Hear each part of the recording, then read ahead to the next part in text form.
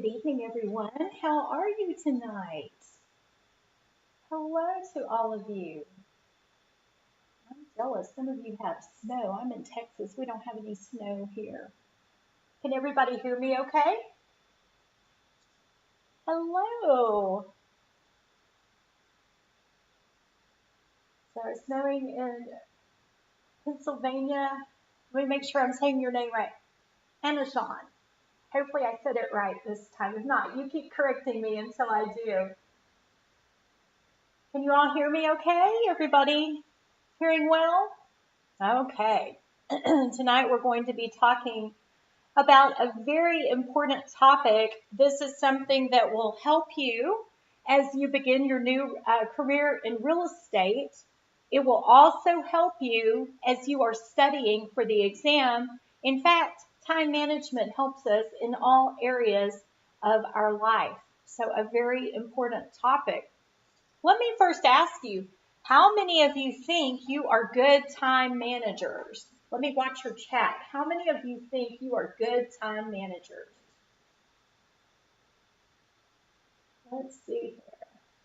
Oh, good. I think I pronounced Anashan's name correctly. Good. Good.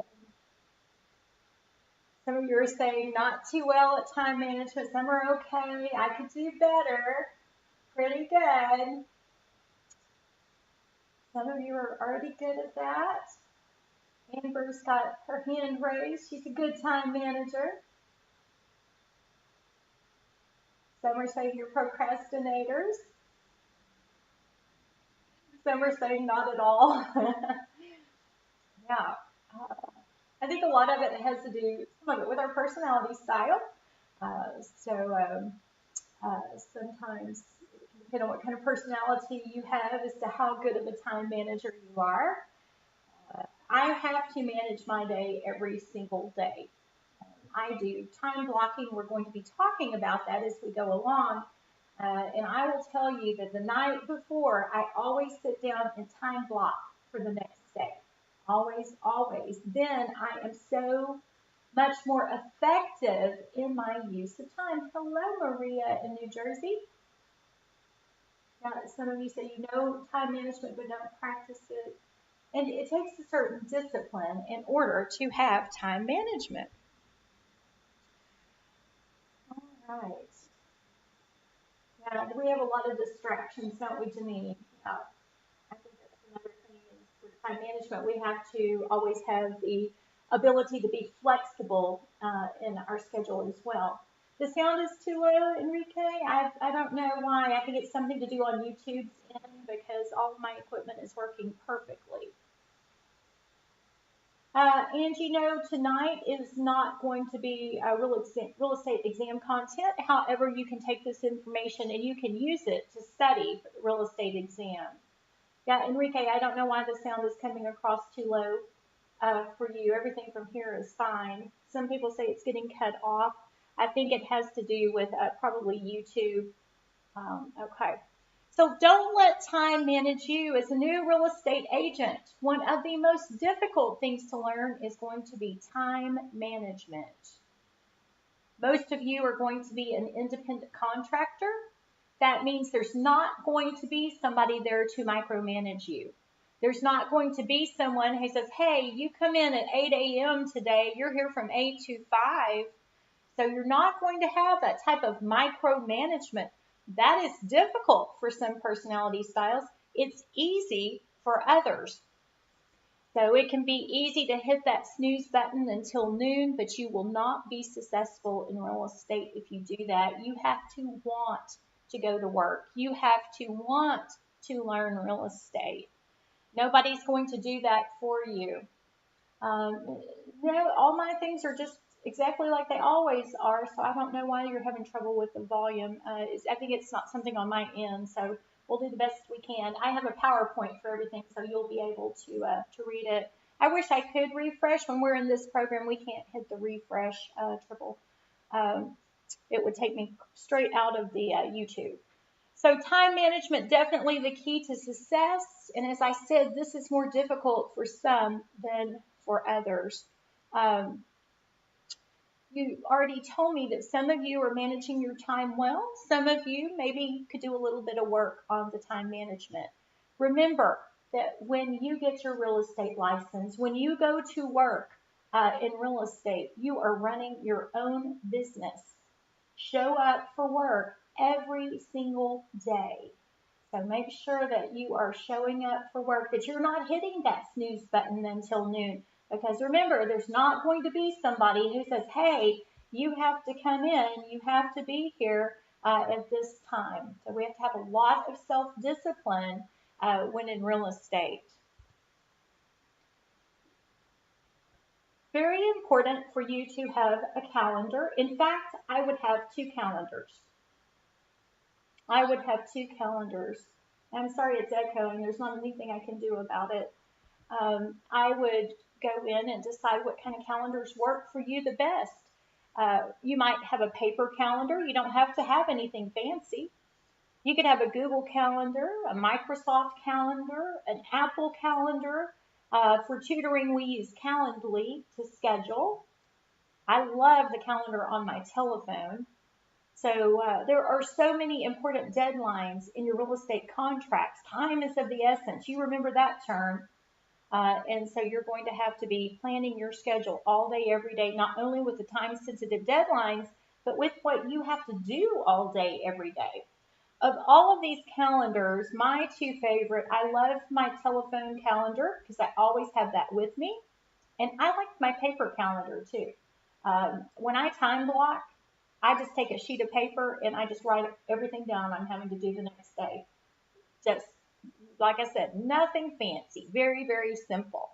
So let me ask you, what kind of calendars do you like the best? So I'm watching your chat. Tell me, what kind of calendars did you like the best? Ezekiel likes a paper calendar. Diamond, a spam calendar paper. Maybe no, this tonight is called time management. This is, but you can take this and you can apply this to how you're studying for the test. Why do you need two calendars? Well, that way you can just make extra sure you're not missing a deadline. A lot of you like your telephone. Google. A lot of you like a paper calendar.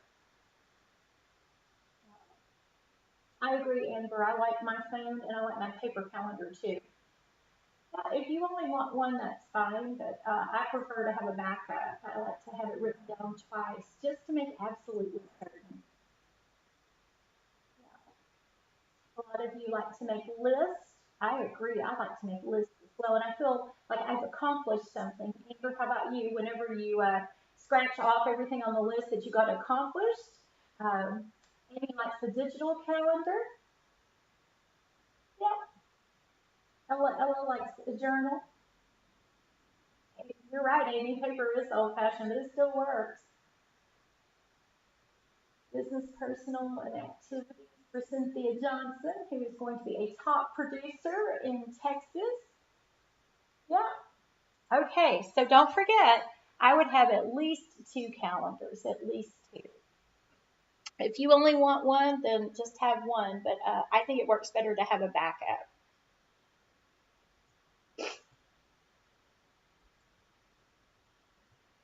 Let's talk about time blocking. How many of you do time blocking? Lex says, why do I have two calendars? I like to write it down twice. That way I make absolutely certain. It's a big problem if you miss a real estate deadline. You have to make 100% certain that you are remembering every single thing. But if you only like one calendar, then that's fine. But I think it's a safer way to do it to have two calendars. Let's talk about time blocking. How many of you do time blocking? How many of you do time blocking? I'm watching your chat. Simon has a bunch of alarms throughout the day. I do too. I have to set alarms all day. How many of you do time blocking? Ezekiel says that you do time blocking, but you don't write it down. You just know you have to do some things at certain times. Ella says, I don't time block. What is time blocking, Lex says, and that's what we're going to talk about next. So time blocking is where you're going to go in and you're going to plan your day. And this is just an example here. You could go in, and this could definitely look different to everybody as far as what your time blocking looks like. But this is just an example. You're right, Mike. Things do change frequently, and you have to remain flexible. In this business, you have to be ready to go to plan A, B, and C all the time. So from 8 to 9 a.m., wake up, exercise, eat breakfast, dress for success. From 9 to 9:30, I'm going to arrive at the office. Now, my office might be a home office, or it might be a brick and mortar office. From 9:30 to 10, I might review and respond to my emails, my social media. From 10 to 11, work on marketing. Remember, you have to do your marketing regularly. A lot of agents get discouraged because they think that right away they are going to be busy in real estate, and that's not usually the case. Most of the time, it takes a good 6 months to get super, super busy. Amy, schedule changes, so it's useless. Well, it actually helps quite a bit in this industry. Um, so, as far as working on the marketing part, remember it can take a while to get busy in real estate, and so you have to consistently be marketing yourself at least every month, really every 2 weeks for a good 6 months, so that you can let everybody know that you are in real estate. Don't give up. Give it time. Some of you will get busier faster. It just depends on um, what your sphere of influence is. How many people do you know? How dedicated to your real estate are you going to be? From 11 to 12, you can prepare buyer consultations, listing presentations. From 12 to 1, before COVID, we would go to lunch frequently with some of our sphere of influence, other brokers, sales agents, clients. From 1 to 4 p.m., maybe meet with clients, do some prospecting. 4 to 5 p.m., I want you to learn at least one new thing every single day in real estate. At least one new thing. There is always something new to learn. Maybe from 5 to 5:30, you want to prepare your to-do list for the next day. Maybe you're going to then go home and eat your dinner. Maybe that's just walking across the hallway from your home office. Maybe it's getting in the car and driving home. From 7 to 10, spend time with your family, friends, read, watch television. Remember, we have to have a good balance. And then hopefully from 10 to 7, 10 p.m. to 7 a.m., maybe sleep during that time. I tend to be a night owl, so I wished I could go to bed at 10 o'clock, but I am the most alert about midnight. What do I mean by learn a new thing? There will be so much, Ezekiel, for you to learn in real estate. It might be a new rule. It might be a new law you're learning. You might be learning something new about how to put your business on social media. You might be learning about networking. So there could be all kinds of new things for you to learn. The one thing in real estate is you will forever be learning. There is no time in your career when you won't learn something new every single day, and make it a point to.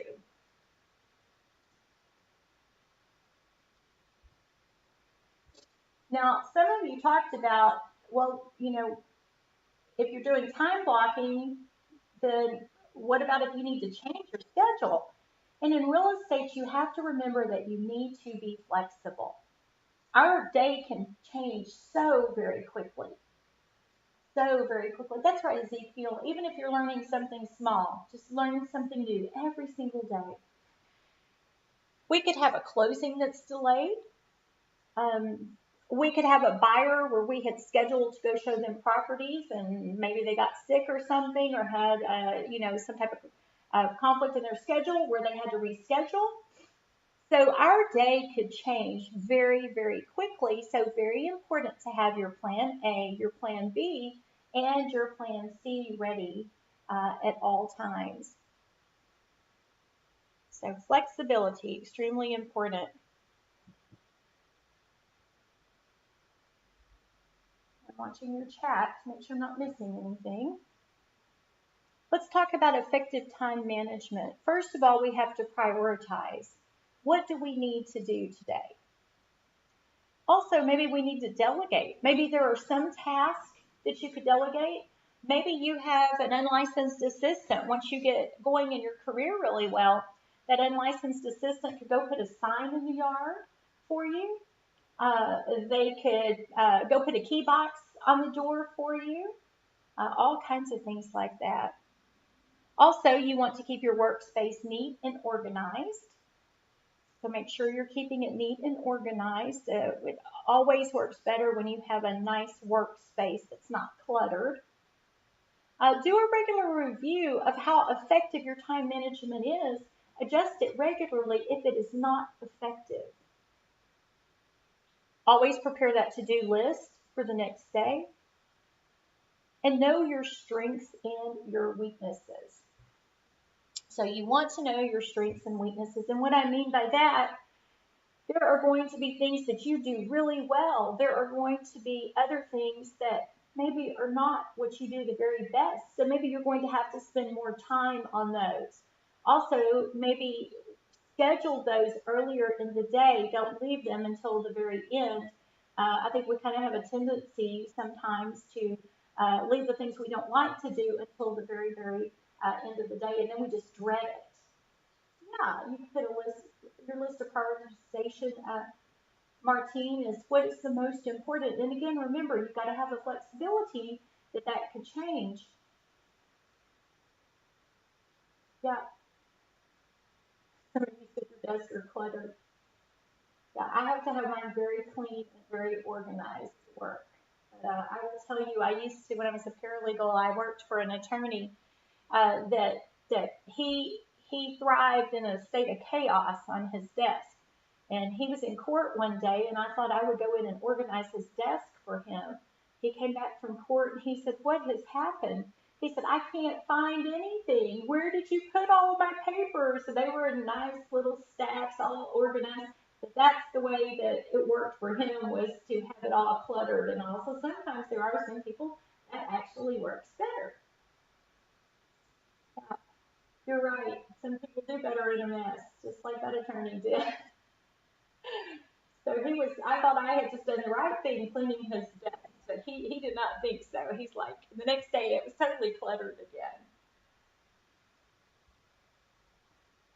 Let's talk about the SWOT analysis. The SWOT analysis. So in order to have good time management, we need to know what our strengths and weaknesses are. And the SWOT analysis is a really good way to determine this. So we're going to go in, we're going to list what are our strengths, what are our weaknesses, what are our opportunities, and what are our threats. So I will tell you with mine, my strengths, I love to learn. I could sit here all day long and learn something new. I could go to school every day. Some of you did the SWOT analysis in college. Yeah, it's been around a while. Very popular. Also, another strength I have is being professional. I love to be professional. A weakness, work balance. I really enjoy working. And I will find myself sometimes not having that good work balance with the rest of my life. I will sit here and just work, work, work because I enjoy it so much. Opportunities. Um, so, the great thing about real estate is you have an unlimited income. So the harder you work, the more you want to make in money, the opportunity is there for you. Now, some of you like working as well. The other great opportunity in real estate is the flexibility. I first got into real estate so I could have the flexibility. I had two small children and I didn't want to put them in daycare. They were already in daycare and I didn't want to have to continue to leave them in daycare because they were sick all the time. And I was constantly having to call that attorney one more time and tell him I could not come to work again because I had a sick child. And I thought, I have got to find a job where I have flexibility. And so in real estate, I was able to find that I could have that flexibility. So we have the ability to go in and time block. And so that makes it's super nice. All right, let's talk about threats. I get tired from working too much sometimes, so every so often I will just be exhausted, and I'm like, okay, I am super tired, so I am going to need to just probably take a day just to rest, just to kind of regroup a little bit to get my energy back. So that would be my biggest threat. So write this down, and when you get some time, sit down and do a SWOT analysis. Look at what your strengths are, what your weaknesses are, what your opportunities are, and what your threats are. Does everybody have the SWOT analysis written down? Have any of you done the SWOT analysis? I know I had one or two people say they had done that in college. Anybody else? Lime says the biggest threat is competition. Don't think of the other agents as competition. Just positively sell yourself in real estate. Learn, continue to learn. Don't compare yourself to the competition, because you are going to do fantastic. There are a lot of people in real estate. You're absolutely right. Um, but there's not as much competition as you might think. Some of you, okay, you have a marketing degree. Oh, your marketing degree will go so well with your real estate. Now, marketing, very high expectations from buyers, yes, and we have to make sure we're meeting those expectations as well. Yep, some of you on your job have done a SWOT analysis.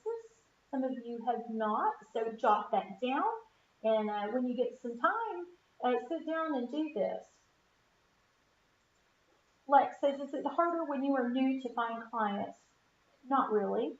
Uh, a lot of people make real estate a lot more complex than it is. It is just a very simple building rapport kind of business.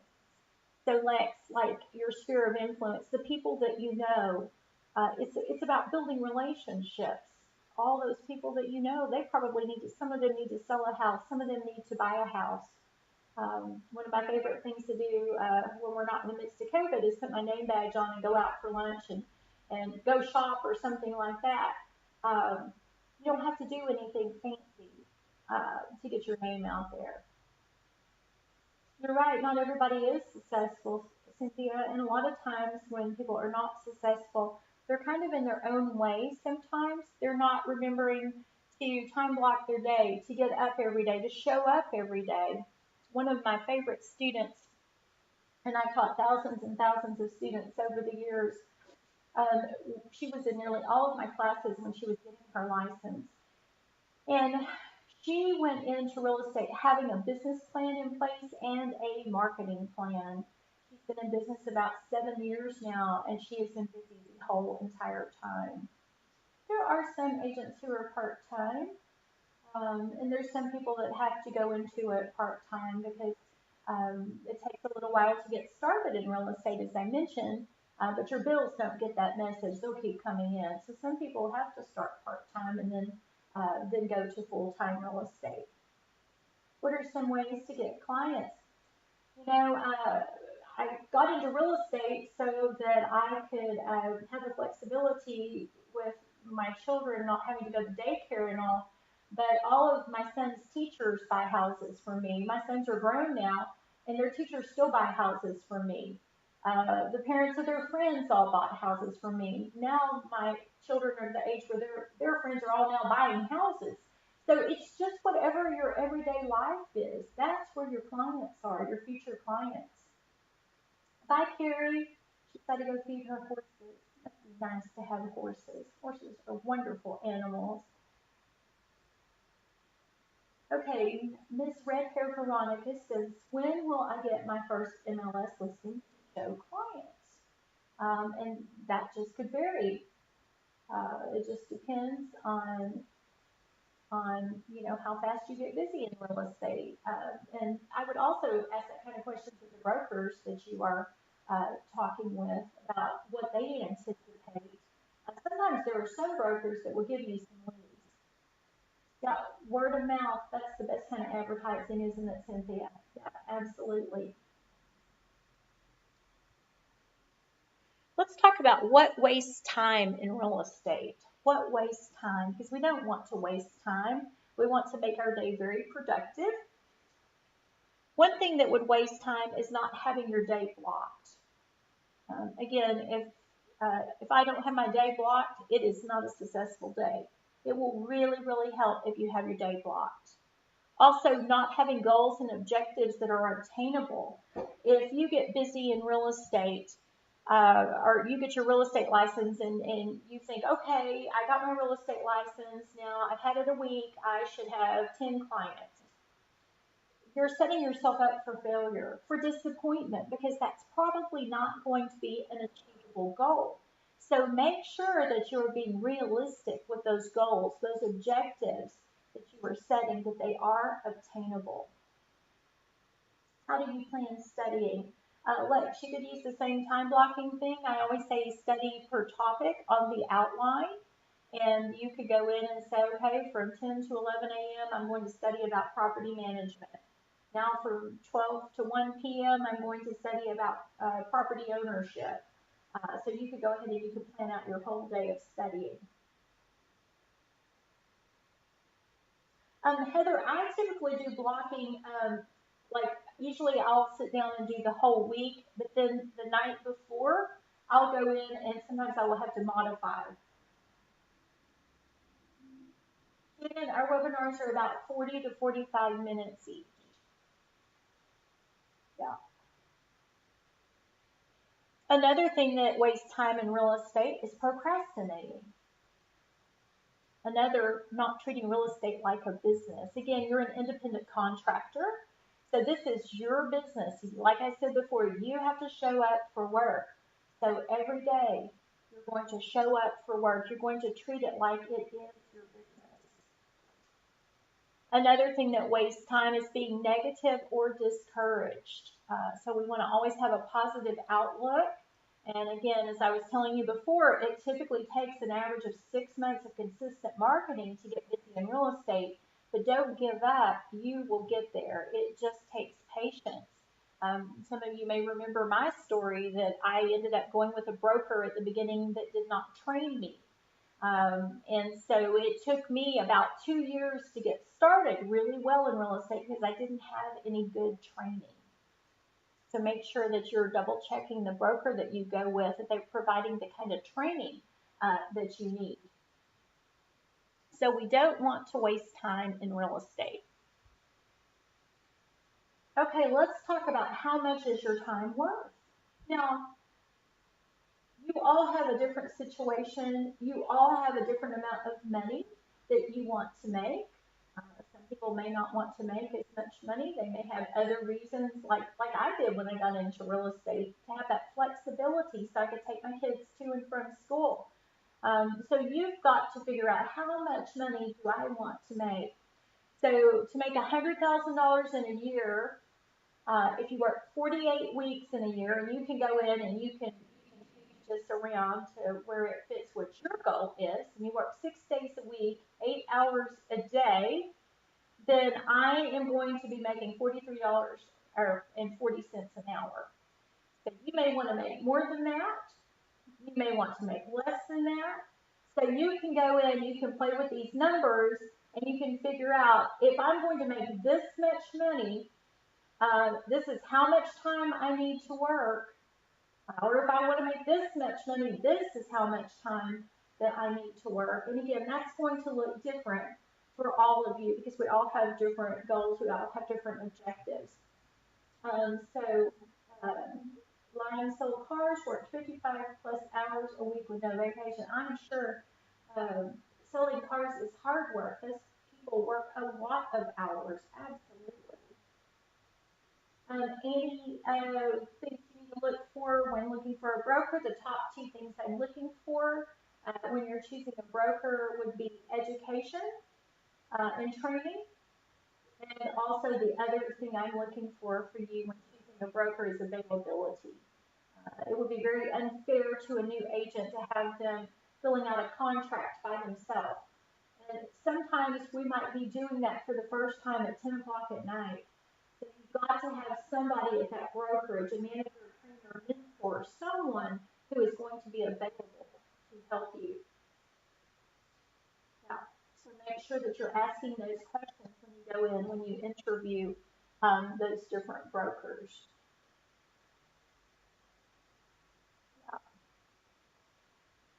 A lot of it is your gut instinct as well, but those two things are what I'm looking for: the availability and the education and the training.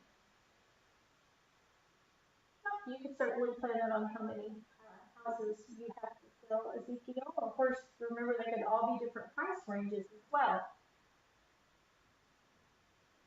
All brokers are going to have different commission splits. My advice to you on that is to ask them to tell you about every single charge that there is going to be and what all are they providing you. Make yourself a spreadsheet so you can compare and you can see exactly what you're getting for your money with that broker.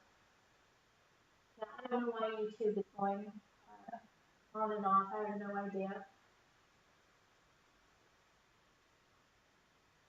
I don't know why it's sounding far away. It's something with YouTube tonight. I don't know. It did that a little bit this morning as well.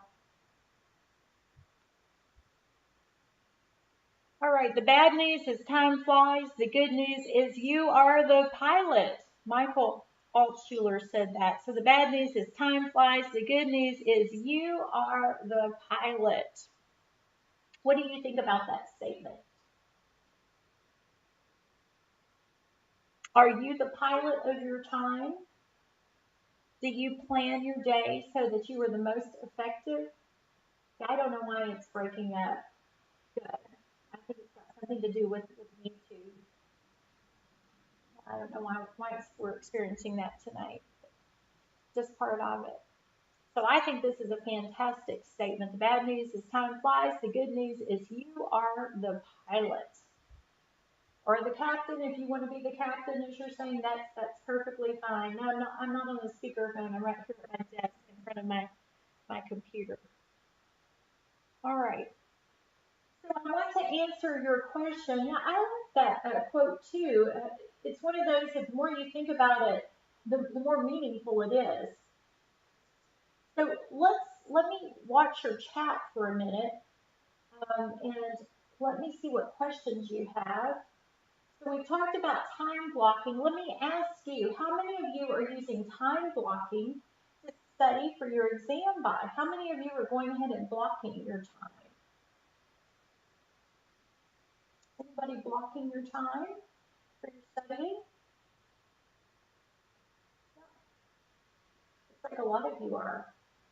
It's amazing how much more you can accomplish in the day. Treat your studying like it's a business. It will help you tremendously. Oh, good. I like seeing that you're time blocking. And if you're not doing that yet, give it a try. I think it will help you quite a bit.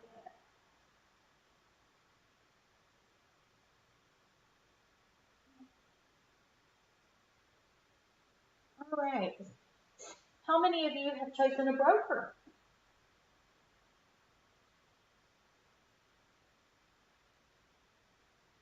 Some of you study every day from 9 to 5 with small breaks in between.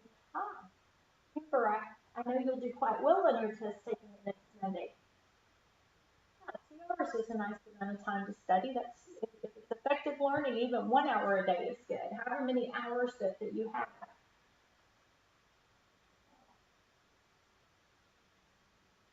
So Maria has an appointment on Friday with a broker. You do not need to pass the test first, Scotty. In fact, I would go ahead and be thinking of who all I want to be interviewing. You could even go ahead and start your interview process. Seth, I think that's just, everybody is different. It's up to the individual as to what type of broker that you're looking for. As I mentioned before, the things that I'm looking for would be that somebody is available to you all the time and that there's good training. There's good education going on there. Yeah. Just make yourself a spreadsheet and make sure that you have all the information of what each broker is providing, what their fees are, and ask them very detailed. Do you have any other fees? Make sure that they have office fees, if they have franchise fees. Get all of that information.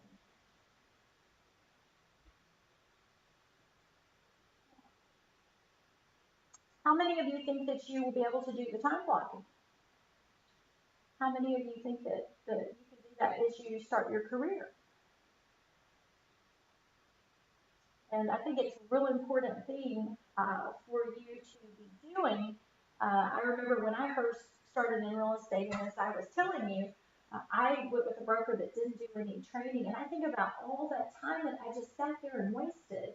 If I had just known about time blocking, if I had known about all the things I needed to learn, I could have been spending that time wisely rather than just sitting there at the desk. That's right, Diamond, you got this. That's exactly right. Good positive self-talk.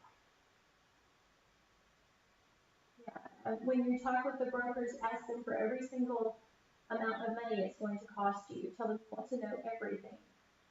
And what all does that include? What are they going to, what kind of education do they have? Do they have somebody available?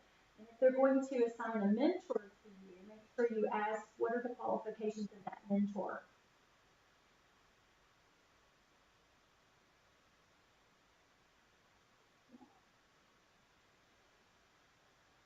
So, you just have to go in, you have to evaluate each single brokerage to see which one is the best for you. You all have the ability to be quite successful in real estate. But again, if you can be organized with your time, if you can manage it wisely, um, you are going to be so far ahead and you're going to get so much more accomplished uh, if you're doing that. But if you're learning from the very, very beginning, just passing the exam does not make you an expert in real estate. It's on the job training. So that's why it's so important to manage that time, to make the most of every single moment, every single day, so you can be the very most successful. That's why a mentor is important. You want to make sure that it's a mentor who's well qualified. Um, some real estate commissions don't have a lot of rules about who can be a mentor. Some do, some don't. I have seen some students posted they're a mentor, and I'm quite positive they were in my class getting their license probably last week. So I don't think that's who I would want to be my mentor. So I want you to make sure that the mentor that you are getting is going to be one that's going to help you considerably.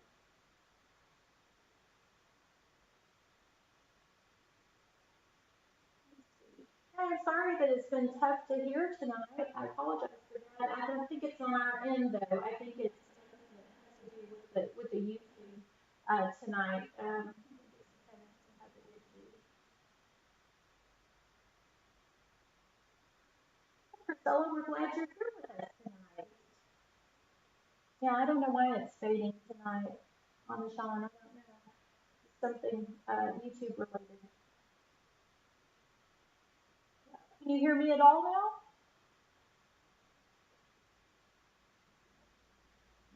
Hopefully you can still hear me. What other questions do you have about the time management part? Any other questions on that? Yeah, I don't know why it's doing that. I'll report it to our technology department, but I think it's not on our end. I think it's on YouTube. It's on anything that I can control here. How much should you be studying a day? That's up to you, but I would say at least an hour. I mean, study as many hours as you can. Just do it in 1 hour increments. Make sure that you take a break in between and change topics. Yeah. All right, so just to recap what we've talked about tonight, we've talked about time management and how very important it is.